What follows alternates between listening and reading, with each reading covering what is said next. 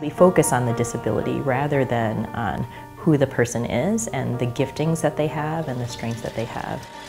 People with disabilities can really do, much more than people say, but they might just need a different type of support.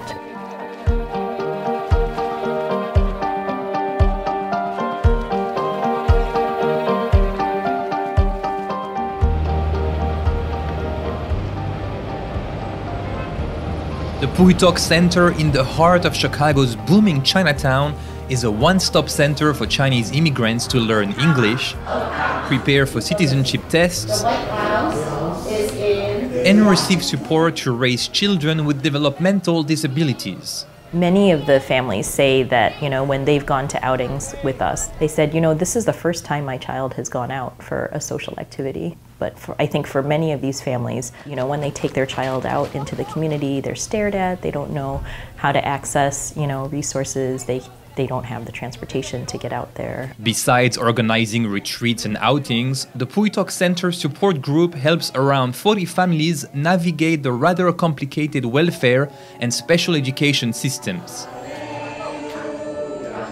They are new immigrants. A lot of them are restaurant workers or factory workers, so you can imagine their incomes are not much. By law, education is free for children with disabilities, but that's only until they are 21. So after high school, young adults with disabilities who can't afford day programs often end up staying at home. We were seeing that the children of the families were aging out of high school, and so there weren't a lot of good options for them as far as continuing training and programming. And so we just decided to start the day program at that time. That new program is affordable and meant to equip adults like Keiyu Wong with the life and job skills they need to live an independent life. And as an added bonus, the participants partner with businesses and people in the community who pay them for their various services, such as lawn mowing. And it's open to people with disabilities of all backgrounds, not just children of Chinese immigrants. He's so small in stature and people always go, "What?" So that's why I let him wear his mustache, because he's an adult. Jamal has been assessed as being low functioning, so there aren't very many opportunities for him.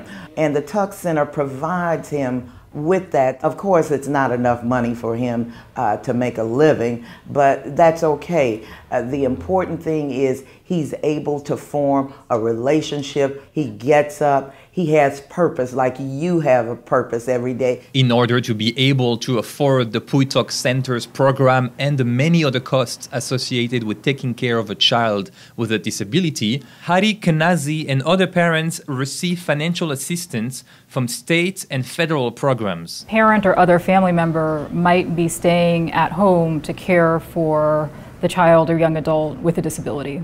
The government benefits might be replacing those lost earnings for the household. Manasi Deshpande is a professor in economics who specializes in public assistance programs. She says that while the general idea of providing a financial safety net to people with disabilities is uncontested, not everyone agrees on the specifics. Critics of the U.S. disability system argue that if families are relying on the child's disability to receive this income from the government, then there might be an incentive for the family to, maybe not educate the child as to the extent possible.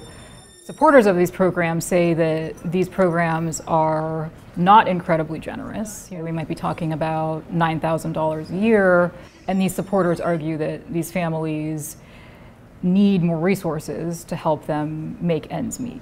One of the paradoxes of the disability welfare system is that on the one hand, it aims to protect people like Keiyu and Jamal who are unable to work full-time jobs, and on the other, it encourages those same people to work full-time if possible. And when people receive benefits, we are trying to encourage them to work, even though ultimately, if they were to work enough, they would lose those benefits. Because of their disabilities, Keiyu and Jamal don't have many opportunities to make a living on their own.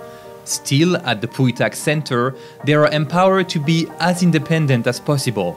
I think the sky's the limit. I mean, oftentimes Keiyu will say to me, "Oh, I'm sorry, my brain's no good." And I keep telling him, you have enough brains to do the work that God has planned for you to do.